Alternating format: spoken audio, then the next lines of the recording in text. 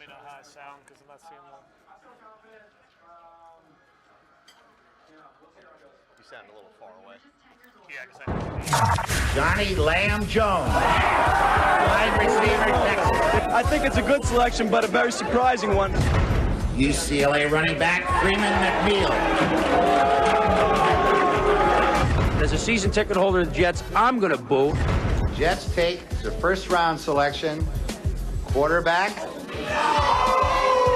Ken O'Brien of California, Davis. Everybody said if Marino was going to be around at that time, they'd take Marino. Obviously, the Jets know something that, the people up here don't. New York Jets first-round selection, fullback Roger Vick, Texas A&M. New York Jets first-round choice, Jeff Lageman, linebacker, Virginia. It's obvious to me right now that the Jets just don't understand what the draft's all about. The New York Jets select Blair Thomas, running back, Penn State. The New York Jets select Johnny Mitchell, tight end, Nebraska. So New York becomes tight end.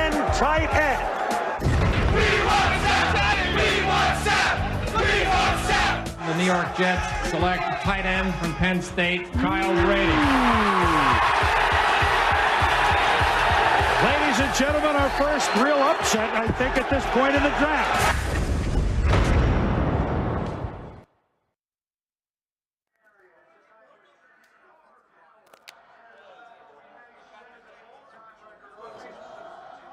What's up, everybody?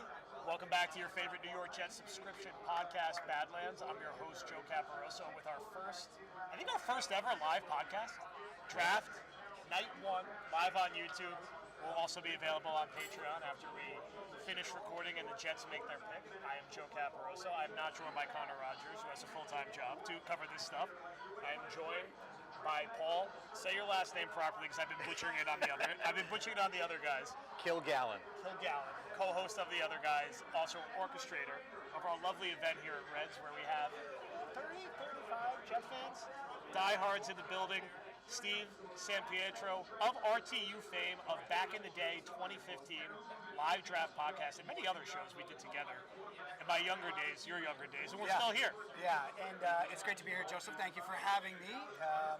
And once again, we 11 years ago this night, we were doing a draft podcast. Here we are at Blue Haven in New York City for Ready to Unload, and we were thrilled to have you coming on to talk about D. Milner and Sheldon Richardson. So time is a flat circle, Joseph. That's it. And hopefully we are not talking about defensive players tonight, because the only sentiment I've gotten from everyone online here is just take offense. And we're happy, right?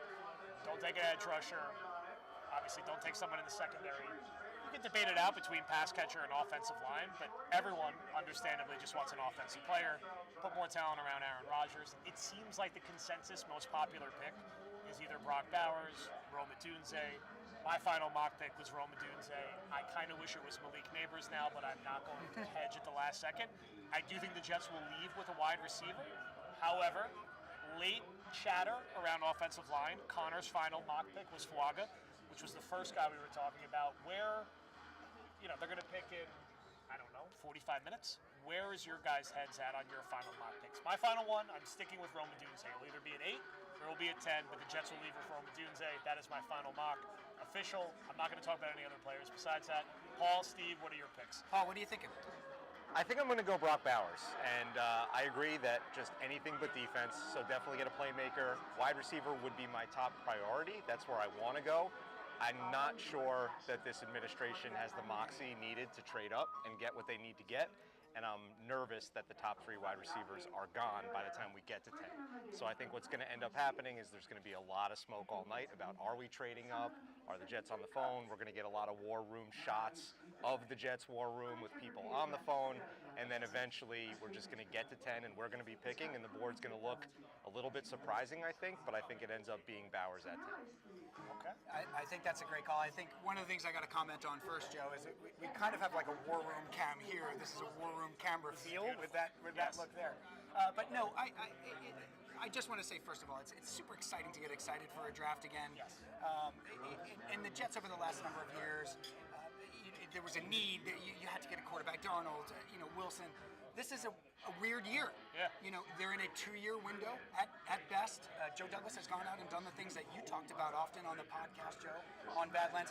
He's gone all in. He knows his job is on the line. He has made the signings that he needs to make in terms of tackle, improving the offensive line. So they've gone all in. You have to wonder if this pick is an all-in pick or if he tries to trade up and make a really all-in pick. So I'm happy with whatever they get as long as it's not a defensive tackle. Yes. As long as I don't hear Sheldon Richards' name called again, or Leo, or Williams, or Leonard Williams. But I think they're in a great position here to add maybe a tackle for the future, right? And thinking a little bit of ahead because they're both starting tackles are 33 years old, they're injury prone, et cetera, or really exciting wide receiver if they can get Rome, or the Bowers kid is really good. Yes, and I feel like he's probably been like overanalyzed at this point. Yeah. Just a great, unique, talented football player who would be one of the most exciting ads they've had in a long time in the first round. And this is very unique for most Jet drafts because if you think about it, we're constantly like, well, they took Sam Darnold. We don't have to worry about winning next year. It's going to be a 3-year process. They took Zach Wilson. We don't have to worry about winning next year. It's a 3-year process. Last year, we were also punch drunk on the Rodgers trade. I feel like almost no one cared even what happened in the draft. Bad in retrospect because they really needed a contributor in the first round. And look, I'm not writing off Will McDonald, but that wasn't what everyone was expecting. We don't have to act like it was because it wasn't. So I think that this year, the Jets are one of the 10 or 11 teams who could conceivably say they have a chance to win the Super Bowl. They're certainly not the favorite. We certainly don't respect that as Jet fans. But the goal is to win the division this year. That, I think, is a fair goal with their roster on paper. That influences the kind of decision you make in round 1. And Aaron Rodgers is going to want someone, whether he's the actual GM or not, who's going to be an immediate contributor. And you can make the case that Rodgers doesn't want to play with a young offensive lineman because he's not going to trust him. Or you can say the same thing about receivers. He doesn't want to play with the young receivers. He's going to learn the route trees. He's going to make a mistake. I tend to think that they go to the pass catcher and the playmaker because right now, if you want to go three wide, you're starting Alan Lazard, which is terrifying. Also, Mike Williams, very excited about him. Might not be Mike Williams until like week 7 or week 8. So you draft a Roma Dunze, you draft a Malik Neighbors. They are immediately going to kind of be that number 2 receiver right out of the gate. And maybe Williams gradually takes that over. Even Bowers, call him a tight end, call him a receiver, call him whatever you want. It's going to line up all over the formation. It's not a shot at Conklin or Ruckert or the roles going forward. You just take him and you figure it out. You hope Aaron Rodgers figures it out. On the other hand, you're not going wrong with offensive line because Tyron Smith will miss time this year. AVT probably will miss time this year. Morgan Moses probably will miss some time this year. So am I going to be as excited if they take an offensive lineman? No. But I'm not going to be upset because it's a practical pick that makes sense. On the offensive side of the ball, what would disappoint you guys the most? We know defense is the one that, okay, it's probably not going to happen. Never say never. Offensively, we know better than that. What is the one that would disappoint you? I mean, it's hard to say what's going to disappoint me on offense because I don't think I'll be disappointed with anything on offense, honestly. I think, like you said, an offensive line, and I'm an offensive line guy every year, right? Like, I always want to pick offensive line high. But I think, like you said, offensive line will be the least sexy pick, so we'll probably all walk out of here feeling like we just made a very responsible decision, right? And that's not exactly fun, but it's the right thing to do. And you both brought up kind of the tone around previous year's drafts, and I think there's always a level of desperation around the Jets when they draft, whether it's we need the quarterback of the future or we need something, we need an offensive piece or something like that. And this roster feels a little bit less desperate. Even the need at wide receiver, it's like, we could really add a plus. It's not, we are so, desperate at that position that we have to walk out of here with that, or it's a complete bust. I think we can all be happy with 3 different positions. And last year, as far as Will McDonald's goes, like, I just walked out of that night shell-shocked. Like, I just couldn't believe what had happened. I think so did Joe Douglas. Yeah, but like, but even last year, the need wasn't, the need was pretty clear. We all wanted Jackson Smith and Jigba or whatever else. This year feels, at least from a roster standpoint, like there's less desperation. I think from the coaching staff and the GM standpoint, there is desperation, but from the roster building standpoint, it doesn't feel as desperate as it has in the past. Yeah, I think that's a great call, and you use the key word, right? Desperation, right? In so many previous drafts as a Jet fan, you're going into it desperate. Yes. You're going into it from a position of weakness. You're going into it with a roster that's flawed in several ways, right? This is not a roster that is very flawed right now. No. They have done a really good job of addressing the things that they needed to address. They still have to, get a safety. They still have to, but they can go directly after the 2 places, the playmaking wide receiver, to go along with Garrett, or the tackle. So it's nice not to be desperate. Yes. Yep. It's nice to be sitting here tonight. I was going to ask you guys while I have a second, and they're just getting the draft started here, Joe, in Detroit. It looks like a great scene. And good for Detroit. Comeback City of the year. But I want to ask you guys, since we're here, we're at a draft, we're watching, we're potting. Yes. I want to go back. Joe, I'll start with you. Your earliest draft memory as a Jet fan. Like, what is the first draft that kind of hooked you when you were like, oh, you're not just watching it, you're like watching it? No, the first pick I remember, it's always hard to forget the 4 first-round picks in round 1 and how that was supposed to be a transformational class, and in some ways it was. I remember the first guy they took in round 1 I was exceptionally excited about was Santana Moss, because he was electric in college, he was a name in college, and you're like, wow, the Jets went and got Santana Moss. They didn't have the first pick in the draft, it was like the 18th or 19th pick. That's when you really start to get hooked, and then you start getting very excited, and then you have disappointments when they trade picks for Doug Jolly and they take 11 defensive linemen in a row. But it is funny how this becomes such like a seminal moment of the offseason for Jet fans, because it's when you're the offseason champs, this is a part that matters. And this is a part that matters. And yes, they haven't always had the most exciting first-round picks, but this should be an opportunity to do that. The talent lines up very well to the needs, finally, which is nice. You don't feel like they're reaching for anybody. Well, let's see who they pick, but they shouldn't have to. Anyone they get should be within reasonable value, which is exciting. Also, just got a question on the Discord. Where can you get the quarters in? BadlandsTOJ.com. Oh, yeah, they're easy gorgeous. promo. Laid it right up for me. While supplies last. While supplies. There's actually like a handful out there that hopefully they'll be moving. They are actually, really, all kidding aside, they're really good looking. All the merch looks fantastic. Lean, feel good. Now, so Chicago, but we know it's going to be Caleb Williams, number 1. No surprise there. Yep. Okay. Paul, real quick, just your first draft memories. What hooked you? So who was the player? Who was it? I don't really remember Keyshawn. I'm not going to give you a player that hooked me. The first one I can remember. So I was telling Joe this story a couple weeks ago. When I was young, my brother's 10 years older than me, and so he was kind of out of the house doing his thing as an adult. I was very young. And the first draft that I remember is 1998. We didn't have a first-round pick in that draft. It was Dorian Boose in the second round. Number 97. And I remember it because at the time, this was pre-internet, obviously, pre-Twitter, pre-all that stuff. So I was documenting the draft for my older brother on paper with a pen. I was writing down every pick, the team, the college they went to, the position. And when you ask that question, the name that just popped into my mind automatically was Dorian Boose, and I had to go look up what year it was. It was 1998. You sound like you were like working for ESPN in 1979, covering the draft, like you were writing it down on paper and running it up to somebody. And they still exist. We still have the folders somewhere. That's awesome. Yeah, Joe, you touched on something, and we're going to get to the picks and whatnot. But you touched on something very key for Jet fans that I've always, being the senior Jet fan, probably in the room.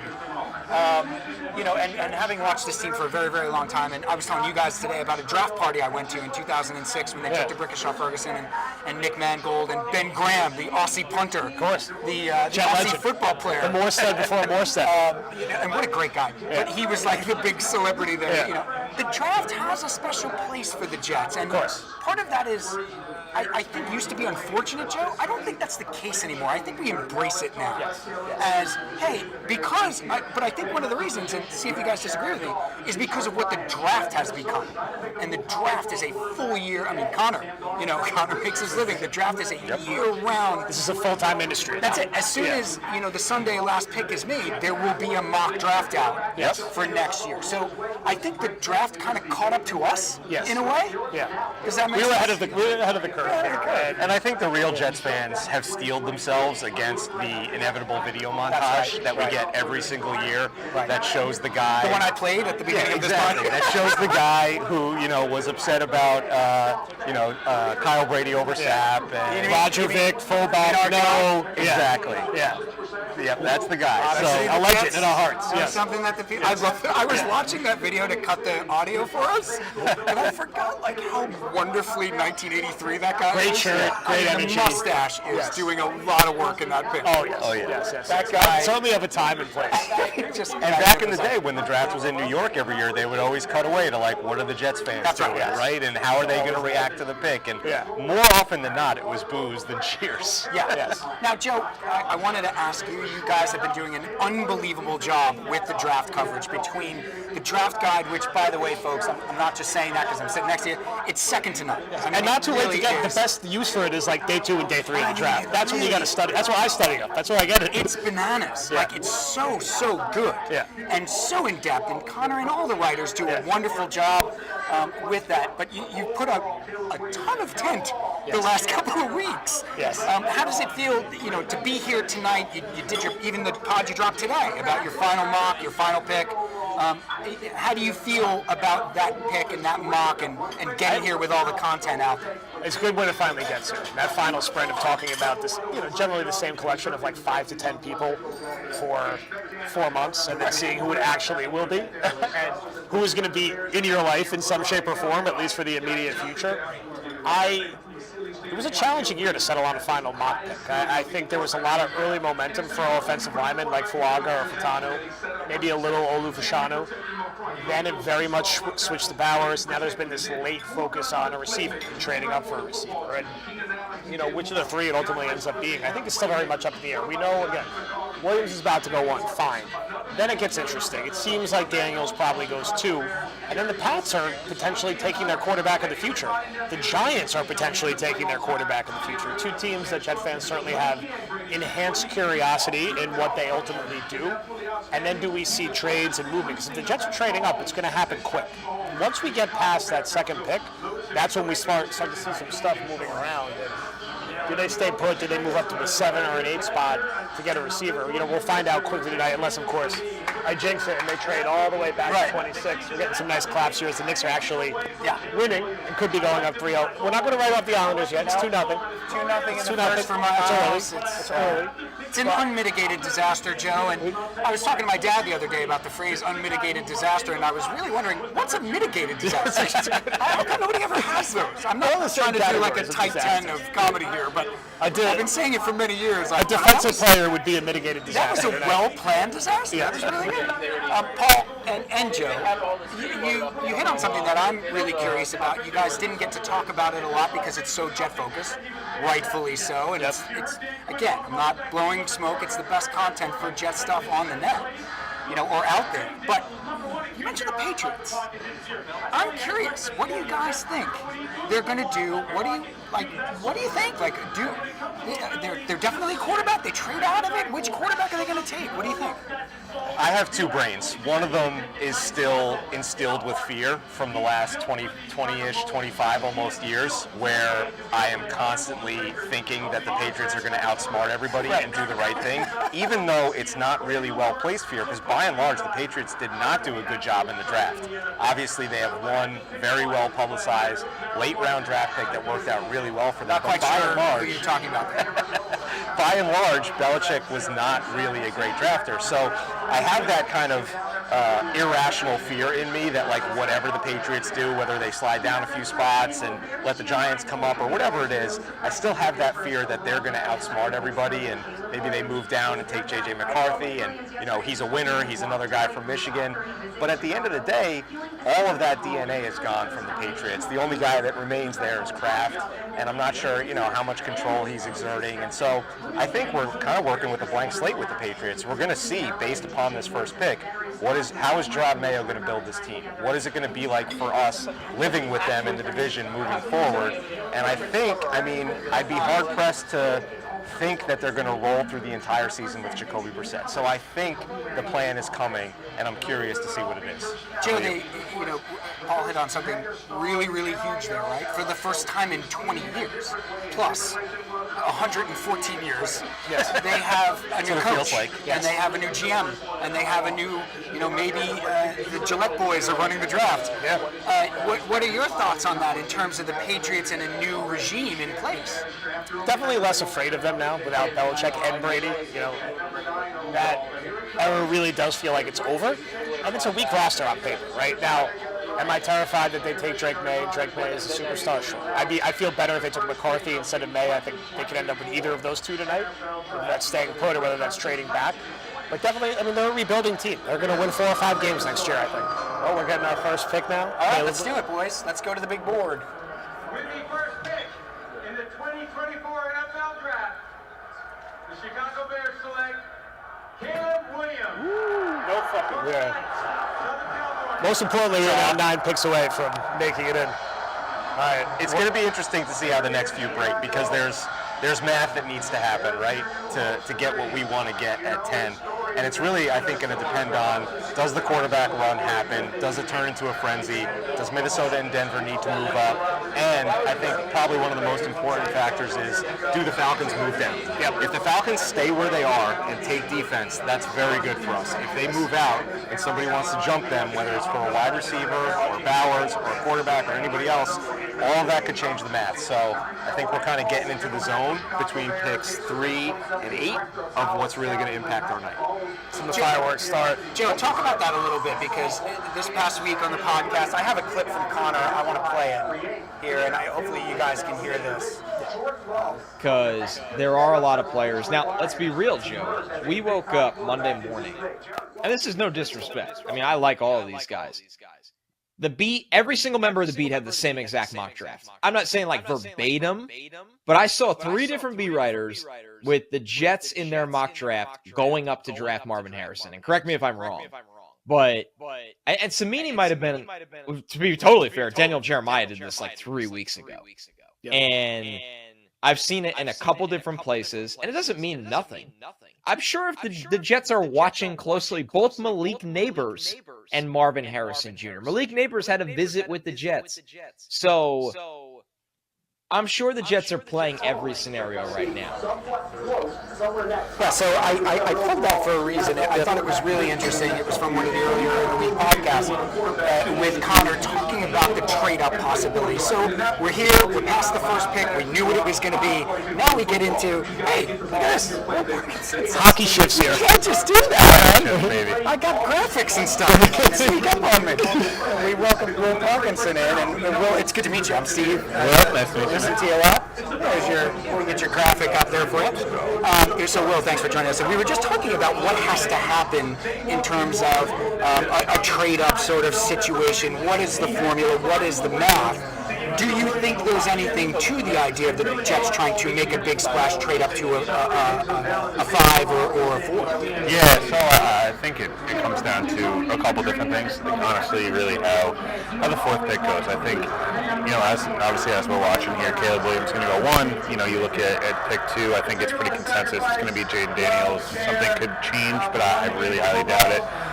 For a little bit there, I think, again, we'll see what happens. Things could always change, but Drake made a 3 to New England. I think ownership, wants a quarterback there. They want to have their own guy, and I think you'll see him go there. I think the draft really starts at 4. I think it's kind of always started at 4. If Arizona, who's got a plethora of picks, right? They've got, I think, 27 overall, I believe 35. Theoretically, with Minnesota or somebody else, they can move down again, and they still get their guy, right? They can still get a quality player, 3 or 4 first-round picks, essentially, like the Jets did 2 years ago.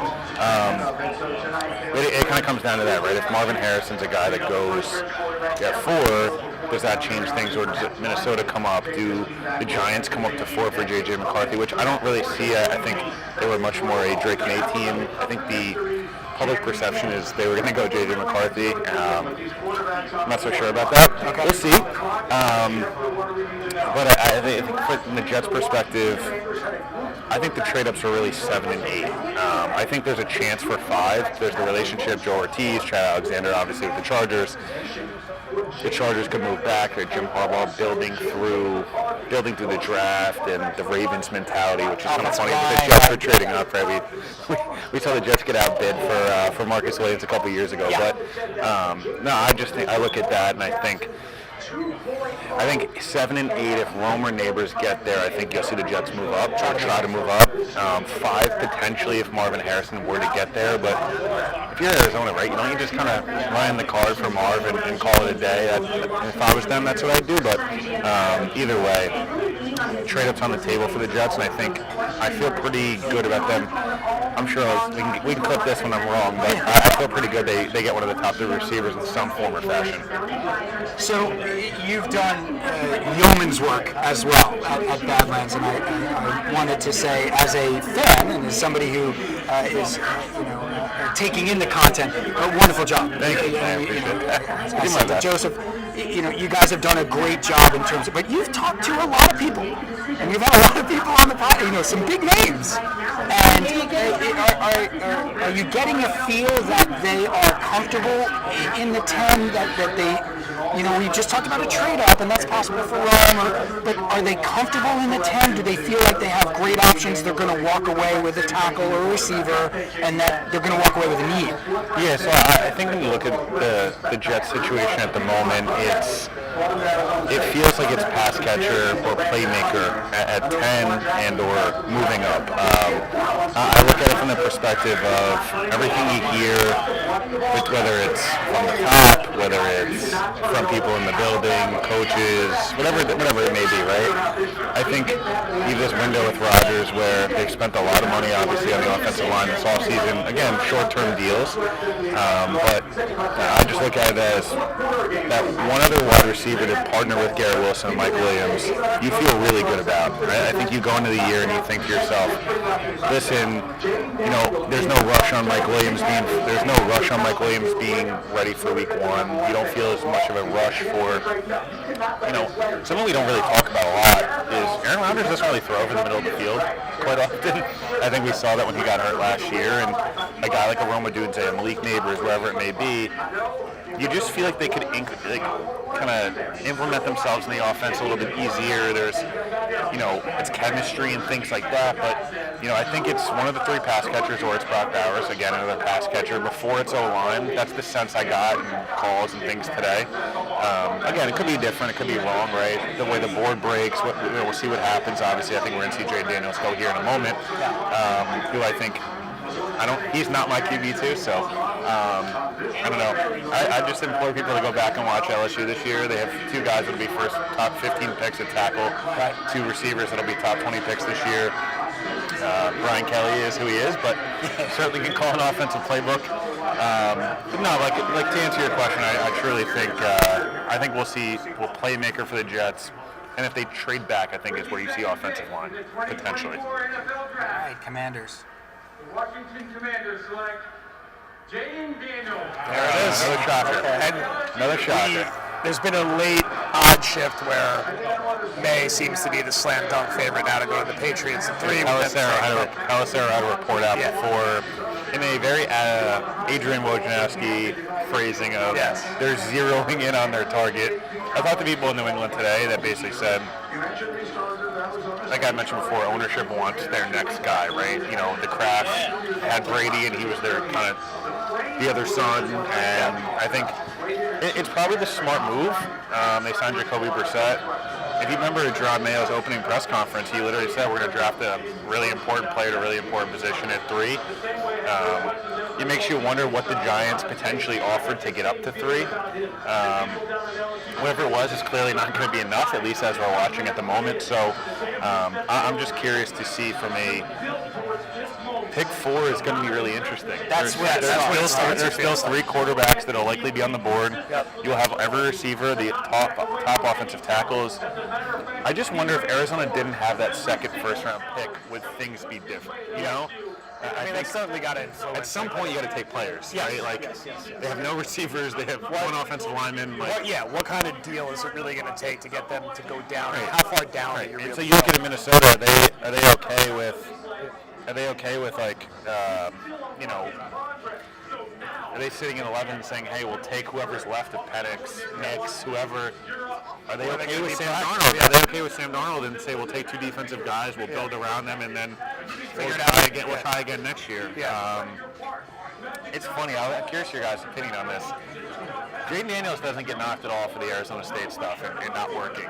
But it feels like with Bo Nix, he gets crushed. He gets killed for it. Yeah. He gets killed for it, and I'm just curious, like, why? Like, again, I think Jaden Daniels is a better prospect than Nix, but I'm just saying it's just interesting when you look at it. You go, why are you getting killed for that? Yeah. And, you know, the other guy is just as old, and he's transferred and smaller school. The whole Same thing. He did the same thing. Joe, does that speak to kind of the narrative that now winds up surrounding these top picks? Like you talked about Bowers being overvalued, overanalyzed. At this point, where it's like, does that speak to? You're talking about these guys so much for so long that overthinking happens, I think, at times. Also, when it comes to the quarterback position, so much of this is a crapshoot. It's going to be about situation, where they land, who's coaching them, what is the supporting cast. You know, is Washington a situation where he's going to be able to really thrive right away? Is that staff going to build around him in the right way? It's a big question mark. And for May, it seems like he's going to go to New England here. Like, it's a tough roster around him at the moment. It's not a proven offensive staff. There is no. Who's their lead playmaker on offense? Is it Ramondre Stevenson still at this point? Like post ACL Kendrick Bourne. Yeah, it's going to be a hard situation. Coming into a division with a great Jets defensive front 7, a great Bills front 7, and the Dolphins can get after the quarterback too for all their other flaws. Like, they put a lot of points. They put pressure on you to get us out of football. Not an easy situation for him to come into. And then with a rookie coach. Exactly. There's going to be a lot of points. We've seen that before with Bowles and Darnold, and it wasn't Bowles' rookie year, but you get a rookie quarterback, and like, it's a challenging situation.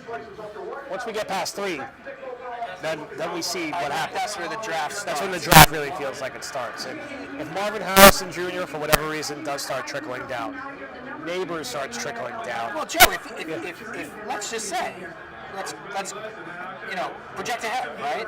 If Marvin Harrison Jr. gets to 5, are the Jets trying to make a move to get there? I think you got to be. They're at least call. You have to make the call. I mean, use the mid-round capital you have. Use stuff from next year. Like, I just don't see how you don't do it. You're not talking about going from 15 to 5. We're going from 10 to 5, or potentially 10 to a 6 or a 7.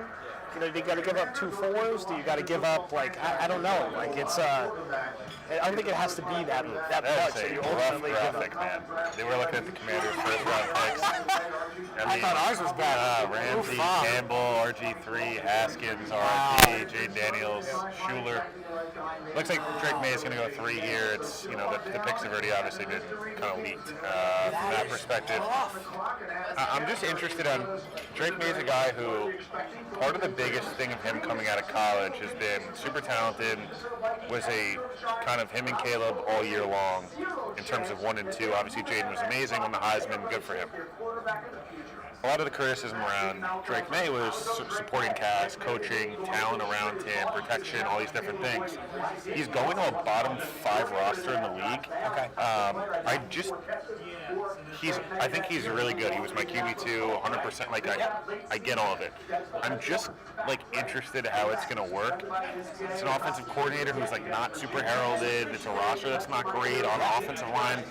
Skill players, whatever. The defense is good, but it's better as a group than individually. see. It'll be interesting to see how he works because he should sit this year, right? Like the dream is Brissett plays 10 to 12 games. The Patriots are 2-10 or whatever it is, and he plays the last 5, looks decent, then goes into camp next year as a starter.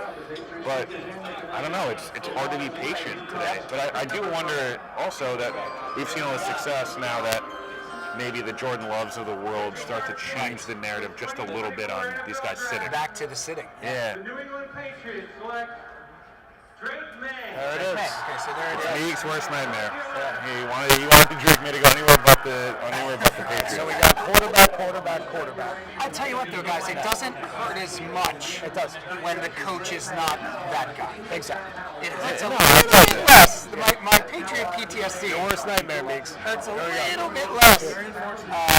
So now we have Arizona on the clock, guys. As you said, the draft kind of starts now a little bit in terms of the Jets. 7 picks away, just like 7 picks away. I know we're going to rotate Meeks in here in a moment, but we can talk a little more Drake May. Can we talk about Meeks' jacket before we rotate? I think it's beautiful. Because this is shameless plug. Yeah. Sponsor of TOJ and Badlands, partner Homage, makes that jacket. If you want it, go to my Twitter and I'll put it in the Discord. Yeah. This is a Homage shirt as well. I know they give Connor a bunch of free stuff as well, so go check it out. I mean, it's outstanding. He is everything that was promised to me, Joseph. Well done. I want to ask you guys, now that we're into it, we're moving forward. Will, I did want to ask you, because I was curious, out of the tackles, let's say, where are you today on the tackles? Let's say we get to 10, Rome is gone, the pass catchers are gone, it's Bowers or a tackle. A, are you taking the tackle, and B, which tackle are you taking? You're going to tackle over Bowers. That's interesting. Yeah, so I feel pretty confident saying they'd take Bowers still. Okay. But if they didn't, I feel quite confident. Again, feel free to clip this when I'm wrong. I know people will. There we go. Yeah, we got to clip it. Yeah, that's the hit. Flood my mentors in the end. You guys don't do it enough.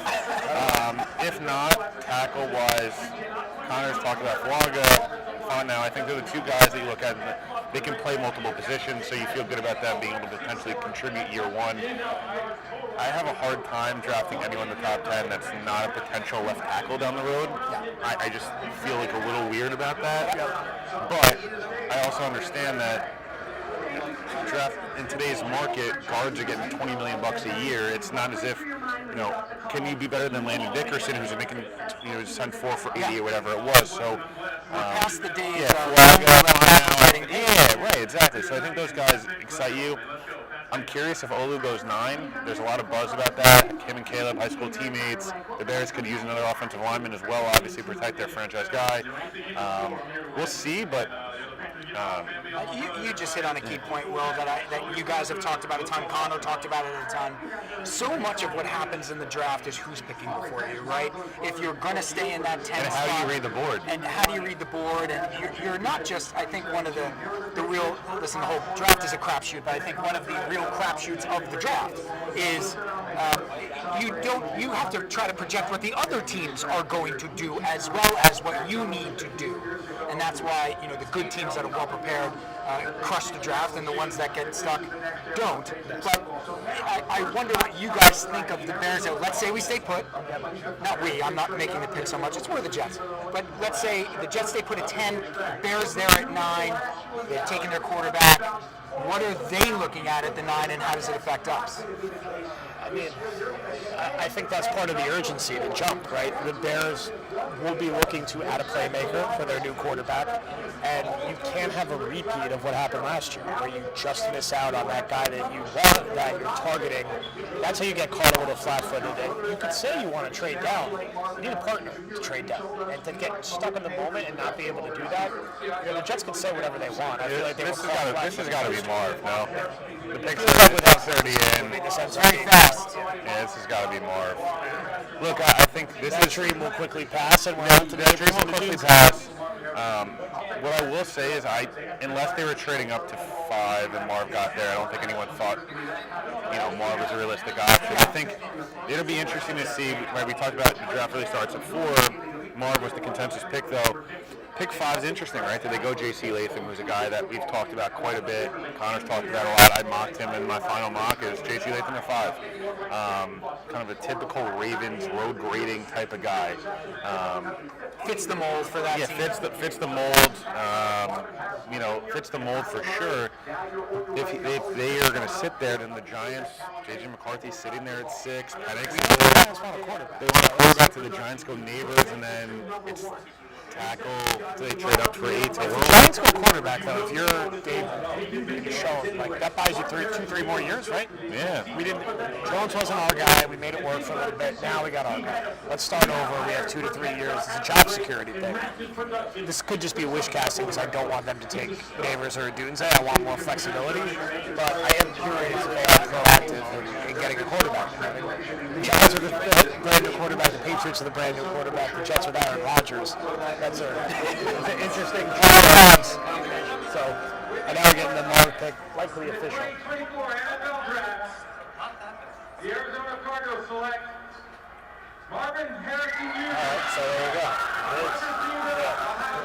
Yeah, good for Kyler. Obviously the health of him last couple of years, his plays diminished, the contract, etc. They got him a tackle last year in the top 5. They've now got him a big body receiver. We've seen the best of Kyler with D-Hop. You hope Marvin is that guy for him. Too much time to pass on, I feel like, at 4, right? Don't overthink it. Don't overthink it, right? Because this was the best player in the draft. Yeah, he's the best player in the draft. It's really not. Taking him with 4 and keep it moving. Now, so the Chargers, this is going to be like a lot of Nathan Travis, right? Fits their mold. Harbaugh's going to want to go offensive line. I feel like we're kind of rooting for them to go offensive line in some ways because another. Them doing anything other than receiver, I think, is good for the Jets. They're going to open up more options and flexibility for them, which we'd like to see. So I also don't. The Chargers drafting Neighbors again, he'd be awesome for them. Yeah. I also think keeping Herbert upright and making the best of other situations is probably the better situation, whether it's either trading back, or sitting there and potentially going tackle. Quick too. Yes. So does that feel like, to me again, I might be overthinking it. Latham over Alt potentially, which would be insane to me. And then is Alt starting to fall? Different conversation if Alt gets within striking distance of the Jets, where, oh my God, we're actually going to have a chance to get this guy. Where if does he end up being the one that falls, or is that the guy that the Chargers just go with? The kind of guy who's been the consensus number 1 tackle for a long time. This is just got an Islanders goal there. There we go. Let's go! So, this does feel like tackle. Let's go! We take it from there. Joe, you and Will just touched on something else that I'm always curious about, right? The trade down. Yes. Right? We've heard so much about the We talk about it every single year. We talk about it every year, and it just rarely happens in the first round. Why is that? Why is it so hard to trade out? It takes 2 to tango, and you got to find. There's never that perfect. Everyone always wants we're going to trade down 6 spots. We're going to get the exact second round pick we want. We're going to get the exact second round player we want. And it's always more complicated than that, right? We've seen this even recently when the Jets try to move around in round 2. The year they took Denzel Mims, they traded down twice, right? Twice, I think. And at the time, it's okay. They still got Mims, but then it's they got Mims.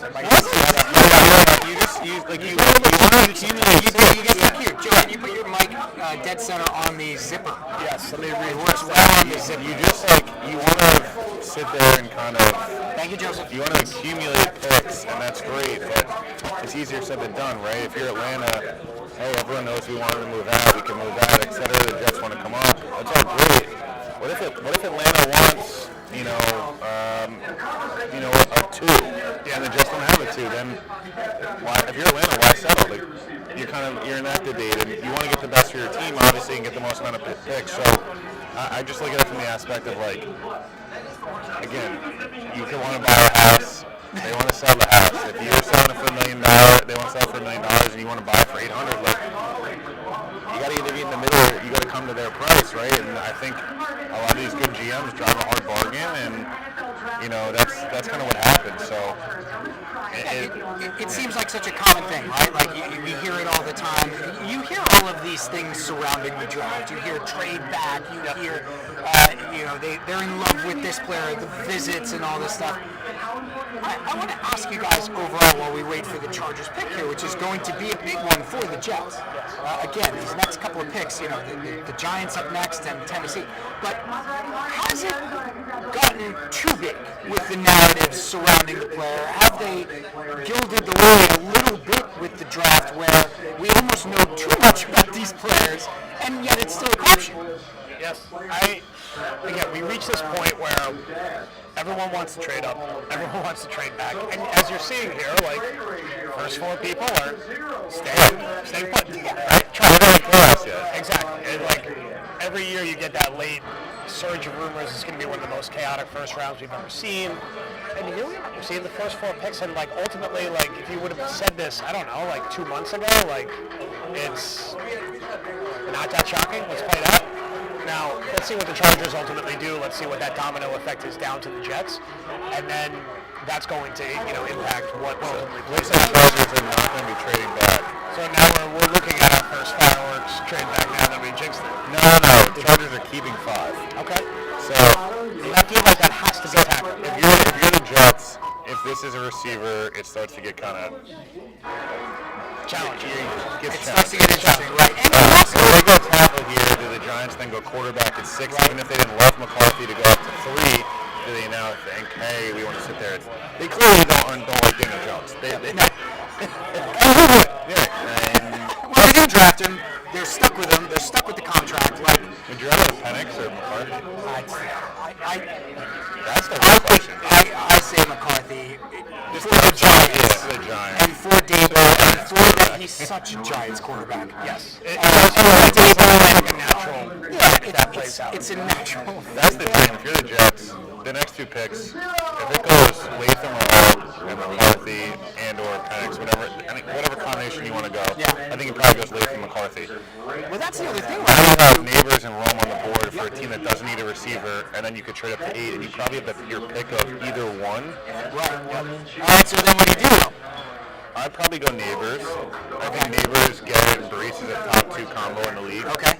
Day 1 next year, and then you got Mike Williams and Conklin, and they probably have the top 3 or 4 best offensive core in the league outside of San Francisco, maybe Cincinnati. Does he provide a skill set? Talk to me, Joe's the wide receiver maven. Wide receiver. Guys, talk to me about those 2 guys. Let's put those 2 guys together, and let's say we get there, we trade up to 8. Not we, again. They trade up to 8. But they get there to 8, and both players are available. You've said you would go Neighbors. Joe, I think you would go Adinson. It's truly a coin flip. I think it's a 1A, 1B situation. I feel like I would go with Dunze. I think the Jets would go Neighbors. I think they've been chasing this Tyreek Hill type. No one's Tyreek Hill, but they almost had him. They lost him. I think they like the thought of that kind of player in their offense, and I think if both are on the board, they would go that route. I like Dunze. I like how his game translates to the pros. I like the 50-50 balls that he's going to be able to win. I think it's a nice compliment to Garrett. I think we know they were interested in Keenan Allen. I think he compares well to Keenan Allen as a type of player, but you're not going wrong with either. Pick is in. Spoiler. I'll give Connor Hughes a shout out now, friend of the pod. This is Joe Alt. Okay. So Latham smoke turns out to be just that smoke. So, and all could be very chalk top 5. Everybody's talking about it, right? Like that. That's annoying. An annoyingly chalk top 5. I'm annoyed because Al's are losing 2 1. But we're coming back now. But now we are within 5 picks. So going for the Jets. That was tackle number 1. Yep. On everybody's board. Yep. One of the top players in the draft overall. Yep. One of the best players in the draft. Mike Francesa, lost his mind about the idea that he may make it to the Jets. Ever since Zolan decided to not miss that kick against Washington, the whole Marv Jr. dreams went away, right? So the thing I want to ask you you guys about the last thing about Neighbors and Odunze is very different skill sets too. They fill very different needs. Rome's a guy that Rodgers will trust right away. 50-50 ball outside the numbers, really good route runner, super professional, like zero. There's not a lot of variance in Rome. He is who he is. Steady. I think Neighbors is probably a little more variance, a little more temperamental probably. But even with the explosiveness, he's a home run guy with a half. If you draft Rome, then you're like, hey, we still like looking at MVS to bring in and be like, all right, 10-play a game, run a seam route. Whereas Neighbors, it's like Lazard's probably like more useful theoretically as your wide receiver 4. I spoiled the pick, but it doesn't. We spoiled Chargers picks there. In the 2024 NFL Draft, the Los Angeles Chargers select Joe Hall, tackle, Notre Dame. We shouldn't be Washington and New England if we want to roll with them both. We're on to a Dunes and Neighbors. And can I get a Nick score check? Up 3 a couple minutes ago. Not bad. And who's Joe sitting with? It looks very awkward. Yes. Does not look comfortable. It's not comfortable. Any comment that I want to make, I'm going to reserve.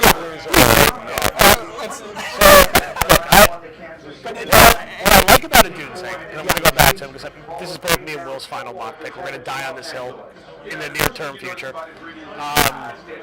Is I feel like he hits the ground running right away. Like week 1, he could have 5 catches for 85 yards and kind of like not miss a beat and be solid right out of the gate, which I feel like is of a benefit to the Jets' current situation. So it's getting down to crunch time now. The Giants sit on the board. Do they just take McCarthy, or do they take a playmaker and make the Jets' life much easier? A lot of goals in the Islanders game. And now I can move on to the night for Ilya Sorokin, who also, if the Giants don't go McCarthy here, like No Neighbors, I think, if they don't go McCarthy. Only because he's just something they don't have. But the thing is, there's been a lot of buzz the last 2 to 3 days out of McShay and a few other members of the draft community that the Giants like Rome better than Neighbors. They do have Jalen Hyatt, they do have Wandale Robinson, they like that yards after the catch guy. They don't have that. If Waller does truly retire, do they have that big body target for Daniel Jones? They could go wrong here, theoretically. Then you still go to Titans. That's it. The only way the Jets should not be screwed here if they want to move up. They can move up for a receiver here, no matter what the Giants do. If you really want to be in a good spot, though, if you're the Jets, you're hoping the Giants do go quarterback. They say, you know what, screw it, we're going to go McCarthy or Penix or Nix, whatever. Or tackle. They could go tackle, too. Their offensive line does suck. I am impressed with the Chargers' former Jets legend, Chad Alexander, being shown on TV at the moment.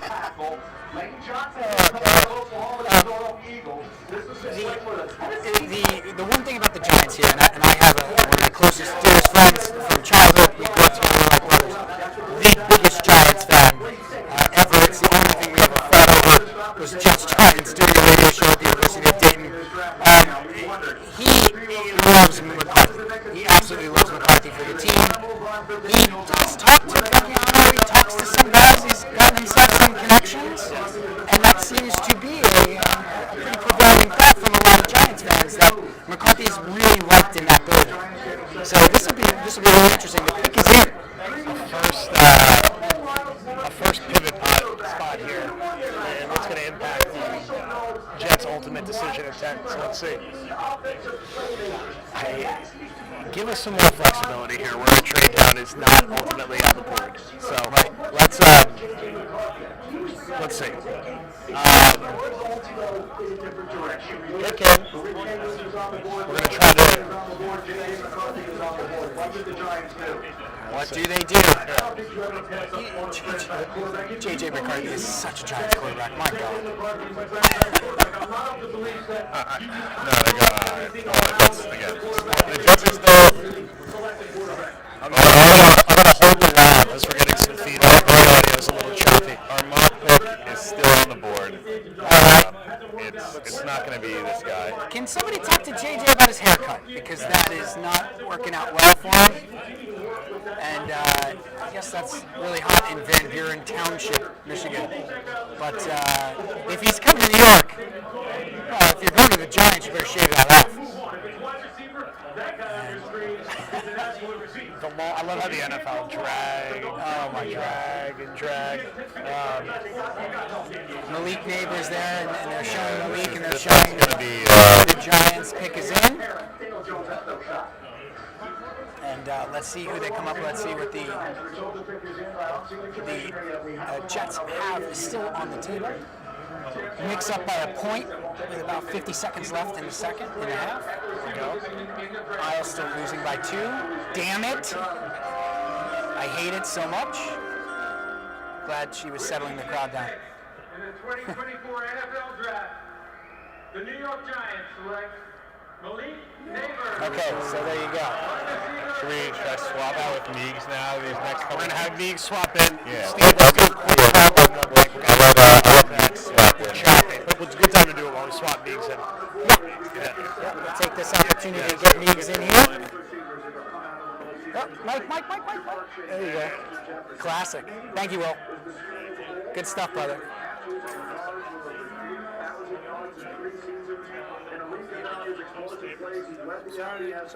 Let's get Meigs in here.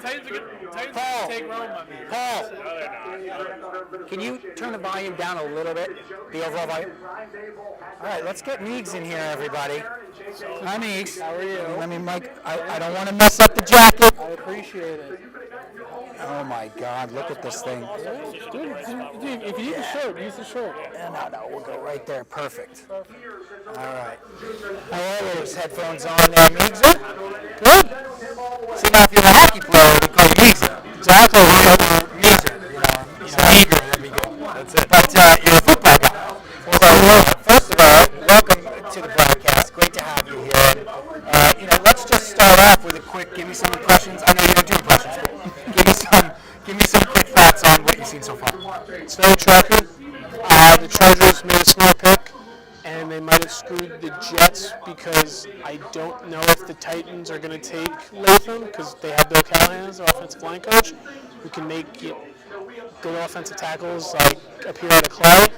And I'm very nervous they're going to take Roman Dunze. And my prediction Juju in the atmosphere now. Worried now. I think I tweeted. I think all 3 wide receivers are going to be gone in the first 7 picks. Which leaves, I think, a scenario where the Jets prospectively just stay put and take Bowers while also looking at trade down options. I agree with you. I think that's the chalkiest scenario there. Because as long as the trade down selections are, I think, less juicy, unless someone loves one of the corners. They love Bowers. I know the Rams have been spoken about like they are the Bowers team. But if you wanted a pass catcher, you're not loving how this has opened up so far. Now, if Dunze doesn't go to the Titans, we still have other minefields to navigate by at 8 and 9 where it's going to be challenging. So it is a scenario where, again, Bowers was highest odds consistently, I feel like. So that could very well just end up being the pick at 10, all one. But let's see. Let's see what the Titans ultimately do here. 3 receivers going in the top 7 would be a surprise, an unpleasant surprise, as we would say. But let's see how it shakes out. Neighbors, again, it would have been very nice to see him slide a little further, and I think it was the kind of guy you would have wanted to see the Jets be proactive to go get, but it's not crazy for a team to just sit there and take him. He's really damn good. He's just like Marv is really damn good. He's wide receiver 1 in like 7 of the last 10 drafts. Maybe this is why sometimes winning some of those late season games stinks a little bit, right? Because they very well may wanted to move up, but you need who's going down and who's sacrificing the ability to get a more premier prospect as we creep very close now to the Jets pick. Now, Meigs, well, we got you here in the booth, and of course I listen to your work as well and read your work and stuff. Let's say we get to that spot and Rome is gone, and you have a choice between Bowers. We just asked Will Parkinson about this. You have a choice between Bowers and one of the tackles. What are you doing?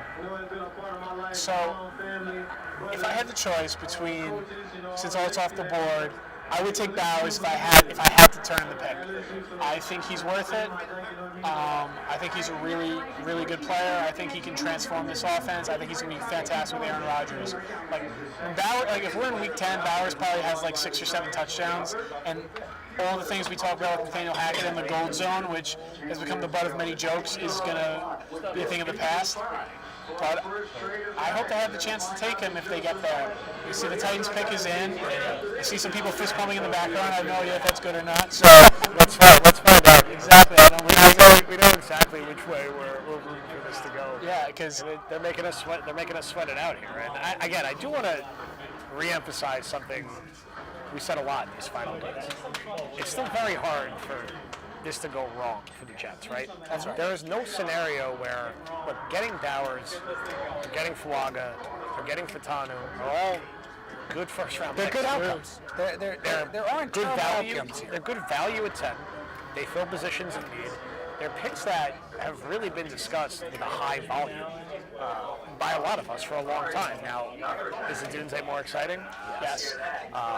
Is even maybe trading down a few spots and getting the Brian Thomas Jr. more exciting? Maybe in some scenarios, but Bowers is very good value at 10, and so is Fuaga, and so is Fashanu, and that's kind of what we're potentially looking at now as we wait and see what the Titans are doing. And you just said something super interesting, Joe, and that is all of those players that we are talking about here were all mocked to the Jets at some point. Yes. It's not like, they're going to go take, if they do, if they don't, go all rogue on us, it's not like they're taking somebody that's completely off the board or an overreach. All of those players were mocked to the Jets. They all fit with what the Jets are trying to do, the things we've talked about in terms of shoring up the tackle position or taking an elite pass catcher in Bowers. Now, from a, let me ask you this, from a sizzle standpoint, we talked a little bit about sizzle. Yep. You were talking to some of the Badlands fans about sizzle before this, and Joe D looking for some sizzle. Yes. That's Bowers. And Bowers, there's no reason to think he can't bring that. I mean, he is a new age tight end who is effectively part receiver, part tight end, H-back, he'll play in the slot, he'll play out front. The guy scored a lot of touchdowns at the best college football program in the country. Is unlike any player the Jets have had any time recently. And if that ends up being the pick, he will in many weeks be their number 2 receiver. Kind of alongside with Breece Hall and Mike Williams. Breece Hall was functioning as their number 2 receiver down the stretch last year. Bowers might not be listed as a receiver. It doesn't mean that he's not going to play a role similar to that. It doesn't mean there's not use for Conklin. It doesn't mean there's not use for Ruckert. You can play these guys together with how he is. But let us see how it shakes out. I feel like if the Jets see him there at 10, they're perfectly content with it. I don't feel like it's a panic trade down. Again, it depends how they value that ultimate big boy. Do they see, hey, we could trade down to 15 or 16 and get an offensive lineman that we value as high as Bowers? I don't know if that lines up with most of what we heard pre-draft, but I'm sure we're going to hear plenty after. Did they try to trade up and no one was answering the phone? And that happens. Yeah. That's a thing. If Rome isn't the pick here for the Titans, I think a lot of people are going to wonder if the Jets couldn't make that move to 8 to the Falcons to secure Rome Dunze. Is that something they tried to do? Is that not something they deemed valuable enough? Did someone beat them to the punch and someone comes up with Atlanta? Because if Atlanta takes a skill player in the first round for the 4th year running, I think a lot of people are going to be scratching their heads down south. But when it comes to Bowers, I know Connor has said on the podcast he's a lot like George Kittle. He's like, to me, if Greg Olsen could block. Listen, this is not a bad thing. If the Jets could add this to their offense, you think about how they've struggled to score touchdowns, particularly in the red zone. I mean, I feel like this has been the worst red zone team in football. Forever. They get inside the 7. And I love Garrett Wilson. This has not been one of his strengths either. He does not, when all the focus goes to him, he hasn't been able to consistently win down there. He'll get better at that as he gets older and there's other guys who can take attention away, but they can't score touchdowns when they get inside the 10-yard line. They can't manufacture getting people open. So you need a guy who can win some matchups, line up in a unique way, and be moved in different ways. And now we're getting our Titans pick. Here we go. All right, here we go. So we'll check out this pick here. In the 2024 NFL Draft, the Tennessee Titans select J.C. Latham. Okay. Interesting. Needs, your bad juju is not met, thank goodness. There we go. We'll take that. Well, guys, let's talk about this because That certainly makes it very, very interesting with Atlanta on the board at 8, some of the trade-up opportunities that we talked about. So now we're down to Atlanta, Chicago, and the Jets. And I don't know if I saw that coming necessarily. That felt like a little bit of a deep sigh of relief there. I know most Jet fans were not overly excited about getting Latham, so that scenario's gone. Dunze's still on the board. Now, what is the scenario we talked about the most? Will the Jets go from 10 to 8 to get a Dunze? 8th pick is here. It's right there for them. So it's here. It is right there for them. Do we see that type of action now? Or are they going to stay pat and just say, we'll just take Bowers, or we'll just take Fuaga, or we'll just take Fashanu? So this is sort of the moment. I think it was Leger Duzable on Will's part who said the draft starts at 7 for the Jets, so now the draft has started. And this draft is basically gone if the Chargers ended up taking Latham and then when it's 7, which a lot of people expected, the 7 players we thought were going to go have gone. Yep. That's been very chalky in that way. I know a lot of people are predicting chaos and trade-ups. It seems like the Vikings are very content to just sit up here for JJ. I think they were a team that... I mean, how happy are they right now? This is like creeping closer and closer to them.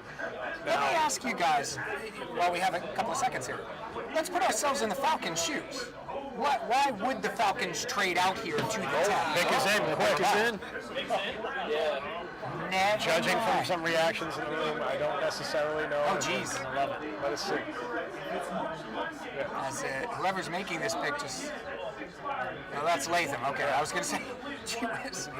Put the commissioner down, young man. Please put the commissioner down. Judging by some of the reactions, we may see Rome. Is that what you're feeling like? I am feeling a pass catcher likely has been taken, but let us see. So, yeah, because I was wondering, you're always wondering, we talked earlier about the idea of the trade out. Why would they trade out? Why would the Falcons trade out? Who would they want talking to quarterback here. Did they take a quarterback after giving Kirk all that money? That would be amazing. That would be absolutely amazing. Our first drama moment of the draft. That would be a huge drama moment. Yeah. And this is a great looking interview with Latham. Oh, I mean, he just looks fantastic. That's a big dude. Oh, dear. Oh, dear. We have an oh, dear. Oh, boy. I'm not going to spoil it for the people who are watching live, but oh, dear. Well, I mean, listen, everybody that's watching at home is on Twitter. So I'll say this, Connor Rogers will love this pick. Oh, boy. Okay.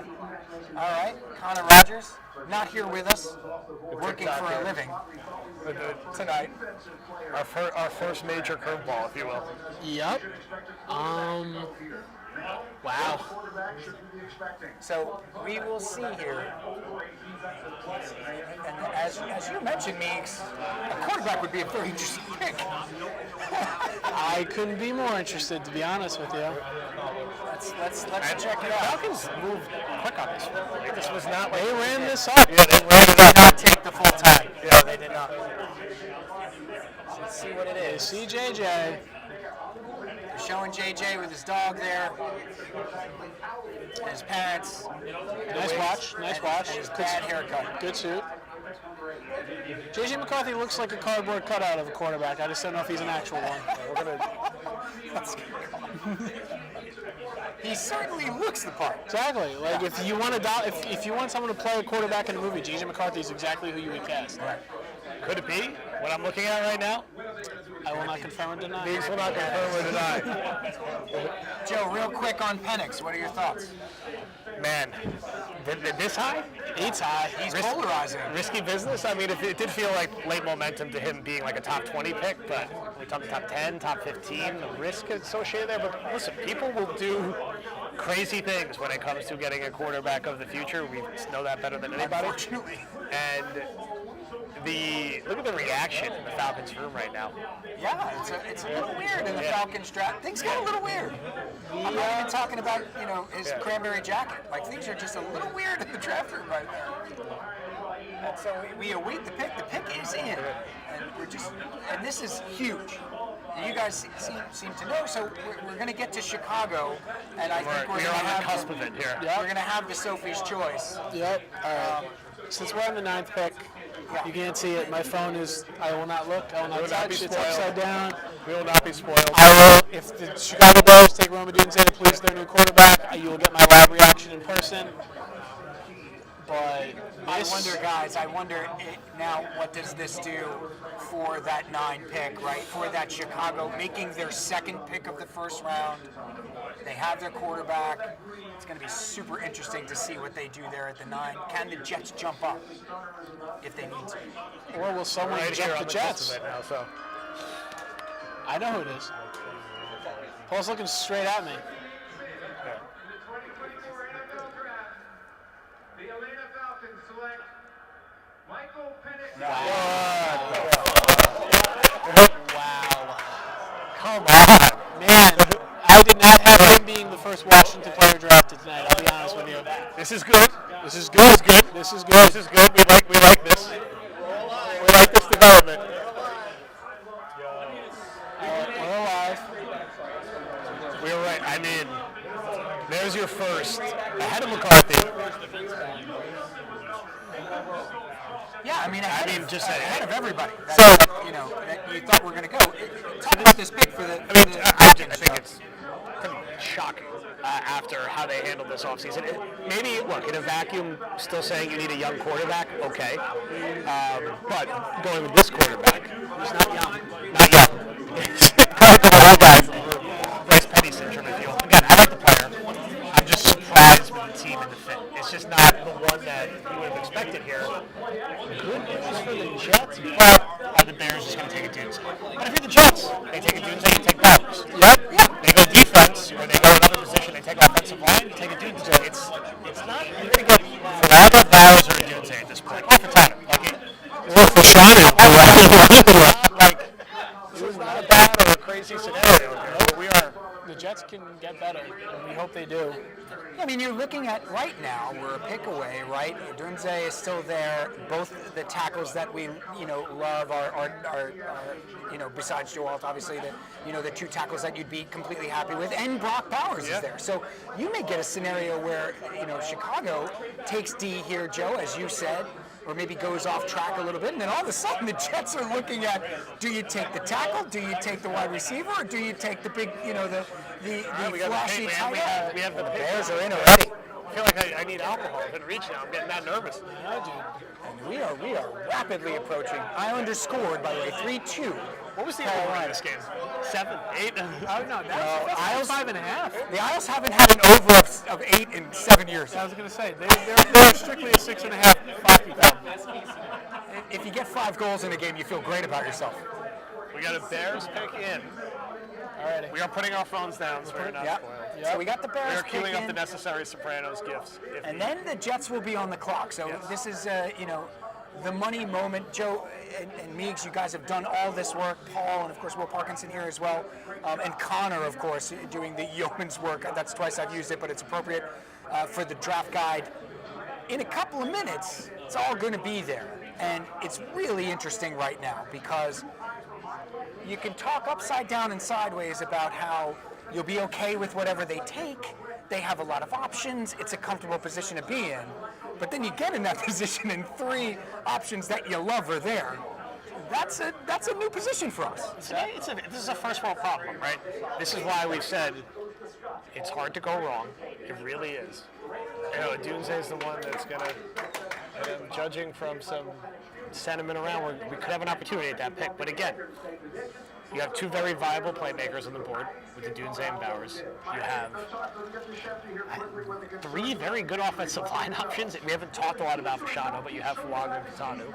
So let's see what shakes down now. It's crunch time. No movement. Of course, now means we might get the trade down 18 picks now. And with Rome on the board, at this point, living in the moment, as much as I joke that I would make the trade that we saw rumored with the Rams, if you can get a 2 and a 3, even with Rome on the board, just take Rome. Just take the player. I think Aaron Rodgers wants Rome. I think Aaron Rodgers would love playing with Rome. I think I'd like to get a mock pick right for once would be nice. Exactly. Joe's on a bit of a cold streak. As someone who I got hot for a little bit, and then it's just been ice cold. Well, McCagnon was the Telegraph GM. He was. That was our problem. Joe Douglas, we do say he keeps it like Fort Knox, but he's at least a little bit keeps us on our toes. McCagnon, you could predict round 5 picks for Mike McCagnon. So what we're going to do here is we'll react to the pick. We'll give sort of our initial reaction pod. That we'll cut that off and we'll drop that on the Patreon for those who listen to the more traditional way. And we'll riff for a bit after. Bears pick is in. The 2024 NFL Draft. The Chicago Bears select Rome. Wow. You knew it. We were so close. So close. Well, the Bears got us, boys. The Bears got us. This close. This close. All right. Well, guys, that's going to put the Jets on the clock. This is where it all comes down. This is the money moment. I'd like to get Will back in here. Will! So now it's a Bowers or Falaga or Furtado or a trade down. But let's see. Give up my seat here for Will to jump in for the pick. Yep. Reaction. What? Where are you Jets guys? straight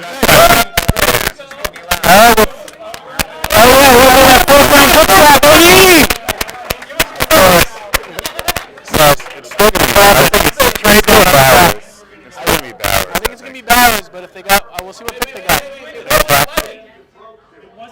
It wasn't 11. It was 22 or 23.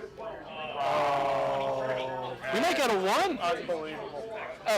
Okay. So my prediction came true. Yes, you nailed it. I nailed it. Okay. If anyone who's in the Badlands chat can confirm this, I literally said as soon as we get the mics on, the Jets are going to trade back, and boy, did they ever. Good Lord.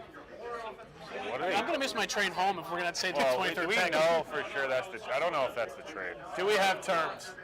Do we have terms on this? No. No, it's 11. It's still Rome. I mean, it's still out Bowers. Scary and accurate. The fake news media. Yeah. I'm just going to throw this graphic up for you. Okay. There it is. We know something that they don't know up there, gentlemen. We're just about there then. So what our terms are looking at what? Jets moved down a spot. So the Jets moved down a spot. They got a 4th. So now they got 3/4. They got a 5th, and they swapped the 5th for 203, which they got for the Zach Wilson trade. Okay. So which? Someone tweeted this. Shout out Jets Tank. I got to give him credit for this. Make the last pick of the draft so the Jets team has to work the entire draft. That's what I want to say. Wait, hang on. All right, so now the Jets with 3 4th-round picks, loaded up with day 3. Loaded up. Michael Pratt, you will be a New York Jet. Yes. You can't miss it with that many picks. Yeah, 129, 157, and go back one spot for 203 is actually a nice move by Joe Day. I'll give him credit for that. Maybe they use those picks to move up in around 2 potentially. I think they might come up and try to get Pratt in the comp picks, I think. We might see that tomorrow. So you can lock Pratt in. The real reason to do this is for Georgia, right? Yes. That has to be. This last words, of course. 159, 157, and 11.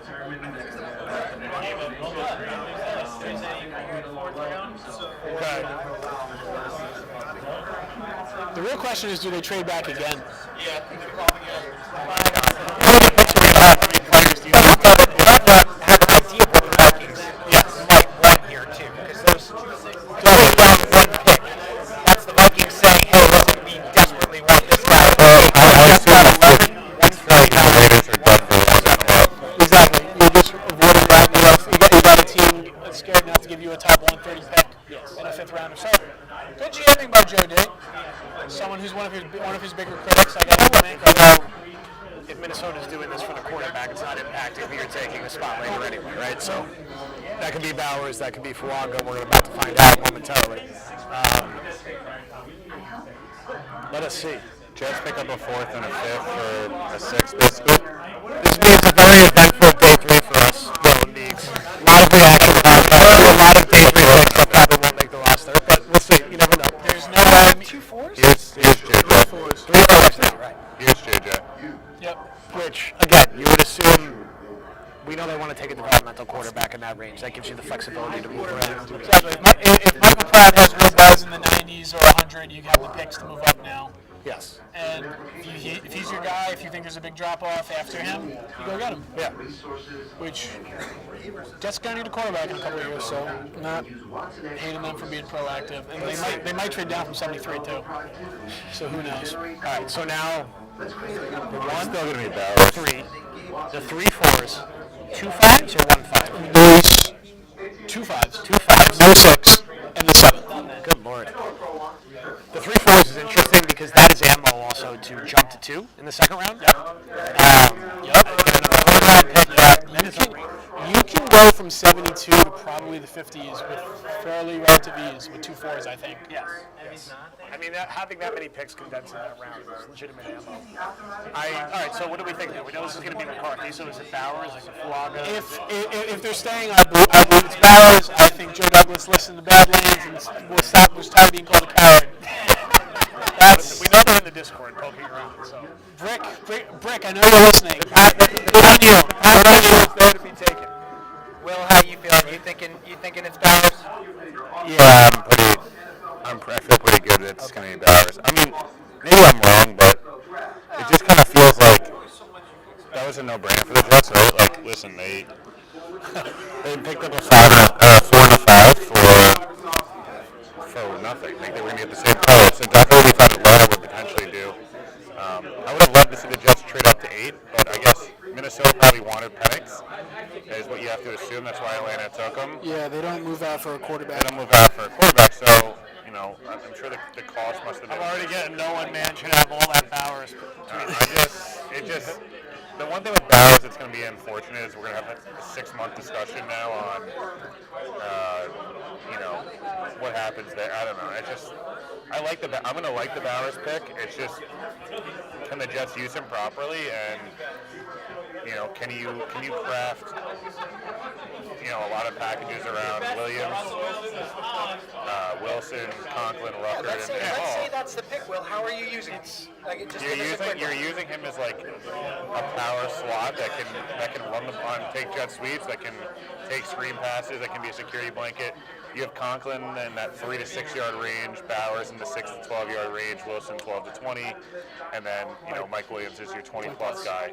That's probably how I would personally deploy them, but I'm unfortunately not a Jets offensive coordinator. We have this guy. When there is Martini Nate. There you go. I'll take a martini on my shirt. My first mention of Martini Nate, but honestly, you know how the packages work, Joe. You know how the packages work as well. If it is Bowers, right? What's your immediate feel in terms of how do you incorporate him into that receiving core with Conklin, with Rucker, the other tight end you have there? The nice thing with Bowers is he can play in the slot, he can play out wide. You can run 12 personnel with him and Conklin on the field together, which is getting your best collection of pass catchers out there. You can play him and Conklin and Rucker together because Rucker can line up at fullback or H-back. You can have all 3 of them on the field at the same time.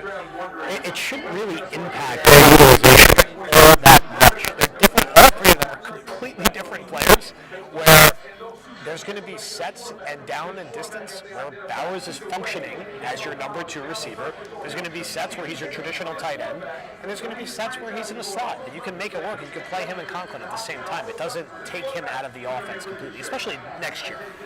Because if the Jets are smart, while Mike Williams is recovering and while they might be thin on the rest of the receiver depth chart, get multiple tight ends out there at the same time and just get people open. And Rodgers has played in an offense like that that's used more than one tight end, and he's a smart enough quarterback that will move people around in spite of Hackett and be able to maximize a player like that. Now, again, it's not definitely going to be Bowers. We think it's going to be Bowers. It can very well be Fuaga. It can very well be Fashanu. It can very well be a trade back again. They trade down again? They could. They absolutely could. The surviving mother, brothers, and nephew of That's what I wonder. Do they go, we'll trade back down again? Do the Rams come up now for Bowers? That would be interesting. They would get a nice haul. They would apparently want to come to Atlanta's pick and for Bowers. That's an interesting fit Bowers with that team.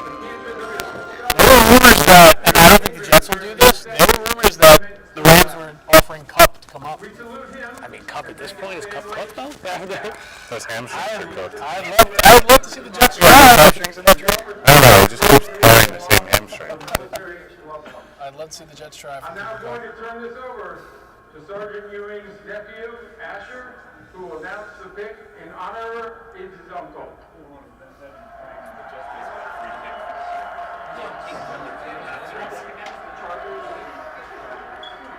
With the 10th pick in the 2024 NFL Draft, the Minnesota Vikings select J.J. McCarthy. All right, so there you go. All right. J.J. McCarthy. And we are now Sam Darnold with the Jets again. Thought he had a starting job, and they just another young quarterback. Never happens to me. He will not escape the Jets in his life. Joe, you just said something funny. I just want to say it real quickly, but you saw the Jets caught some strays. Yes. From Peter Manning in regard to the development of Zach Wilson and all that kind of jazz. And I know that's not really a Badlands podcast kind of conversation. That's a separate docuseries at some point. That's right, but it does bear a quick mention in terms of Zach Wilson, Sam Darnold, Mark Sanchez. Yes. The development of these quarterbacks over the last 15 years, all high draft picks.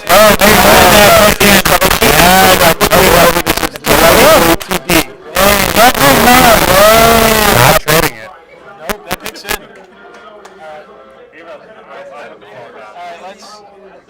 All right, let's react in wholehearted.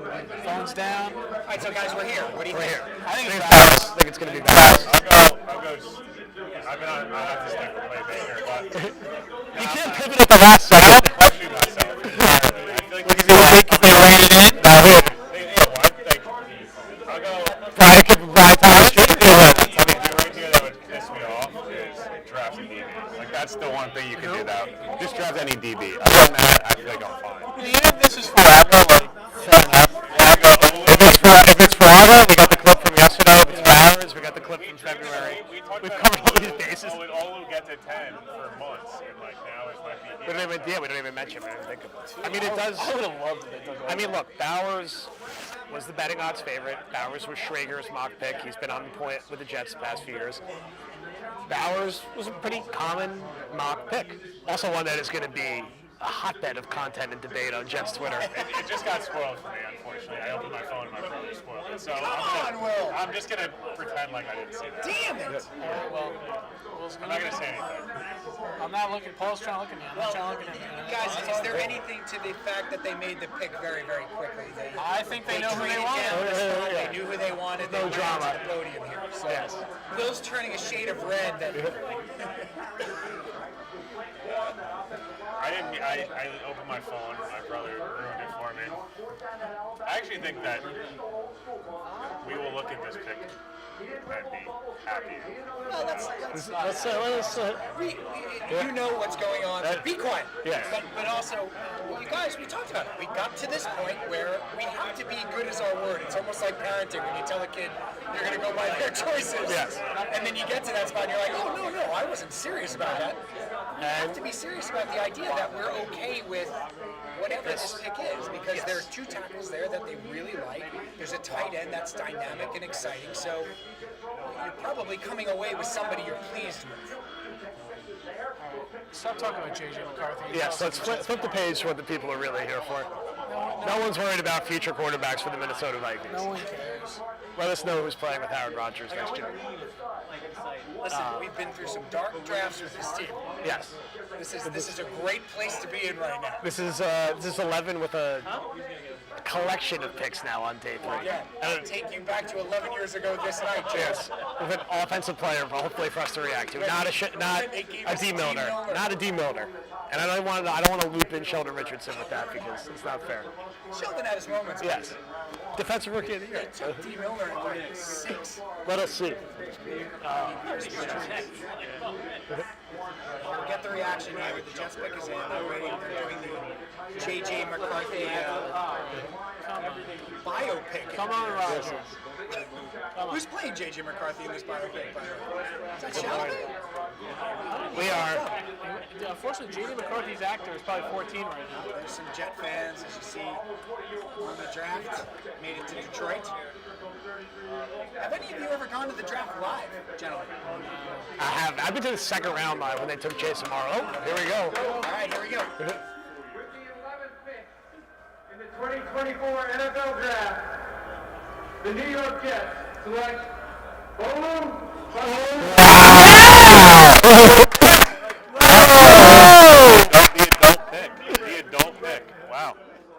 my God. A free 4th and 5th rounder and Olu Fashanu, their future left tackle. You will take that. It's all grown up. They did it. It's a responsible thing to do. It was a responsible pick. They have to now go receiver at 73. Well, with the Yeah, they will. Or see about. oh my God, 2 years in a row. A guy we talked about a lot early in the process, but not late in the process. All right, fellas, let's get an instant reaction here. I'll start with you, Will.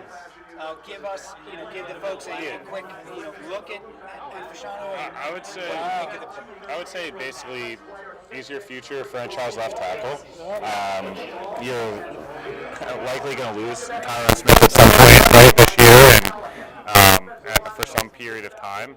He's a guy that I think anybody going into this off-season process or this draft, in reality, although at the beginning of the season last year, whatever maybe, I think you would have felt good about Olu at 10.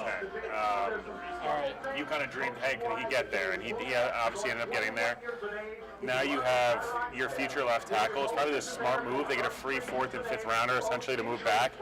Rappaport just tweeted that the Jets were going to take him at 10 regardless. If he was there, if Rome wasn't there, it was Olu.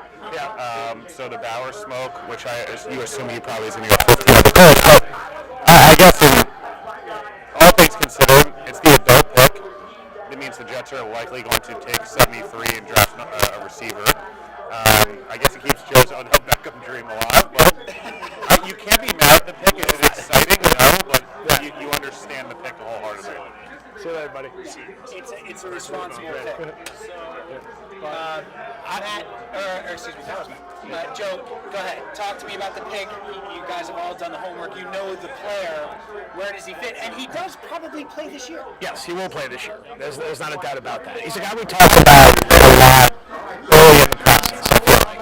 Would he even be available? He's the best pure left tackle. The DeBrickashaw-Ferguson comparison. Then it was all about his small hands and all the talk kind of shifted to the other offensive linemen. But when this whole process started, he was a guy I think was generally considered a top, 8 to 14 player in the draft pretty much everywhere. I think somewhere in the draft guy, Big Boy, he settles in right somewhere around there. He's like in that 11, 12 range, if not a touch higher. Connor had him at 7. So even higher than that. Now, when Tyron Smith inevitably does go out for a few weeks, he will plug right in. If Morgan Moses gets banged up, do they feel like they move him to right tackle? Probably not. I don't know, but he is your left tackle of the future. And they have Tyron Smith on a 1-year deal. They have Morgan Moses on a 1-year deal. And the value at 11 and getting the 3 extra 4s, it's eating your vegetables, not eating dessert. Now, do they use the 3 4s to go into round 2 and get a pass catcher? Do they need to add a veteran pass catcher now? At some point, they need another pass catcher, if not 2. And one will have to come to the draft, and maybe one comes through the veteran market. But the player, the position, the value, some people may have liked Flagra or Fashanu better. But when Tyron Smith does miss time, you have your guy to plug in now and not panic. The question really is, he's starting the year most likely as a 6th man, right? They're going to open camp with Morgan Moses and Tyron Smith at tackle.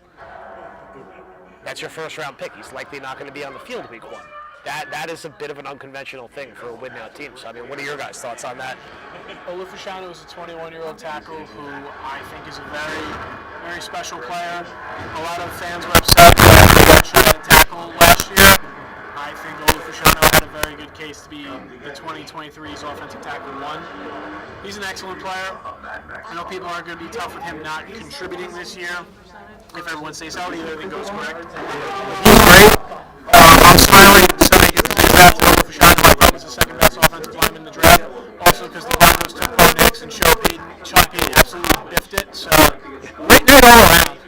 Listen, I know this was a player that you were particularly fond of, so a player that I think in most offensive line rankings was up there, especially for guys who predominantly focus on analyzing offensive lines. So this is not a guy that it's like, oh my God, that was a reach. You can't take him at 11. This isn't taking a Mims or a Guyton or someone like that. This is a guy who's a top 10 to 15 pick without question, and young, a young prospect, and the kind of thing that I kind of agree that it might not be the most exciting point this year, and at a point over the next 2 to 5 to 8 years, we're like, wow, that was a really good pick. Like, we are solid now at this spot that is so hard to find, and the Bauer stuff turns out to be a lot of smoke. I'm curious now how you round out that group of pass catchers, because you need more, right? There's a real world where week 1 you're starting Garrett Wilson out and starting Xavier Gibson because Mike Williams isn't quite ready yet, and that's not going to be good enough, even if you're loaded up on depth on the offensive line. So a surprise. I don't think he was probably considered a top 5 guy. Joe Douglas remains unpredictable, unpredictable like the Canyon was. That's not necessarily bad.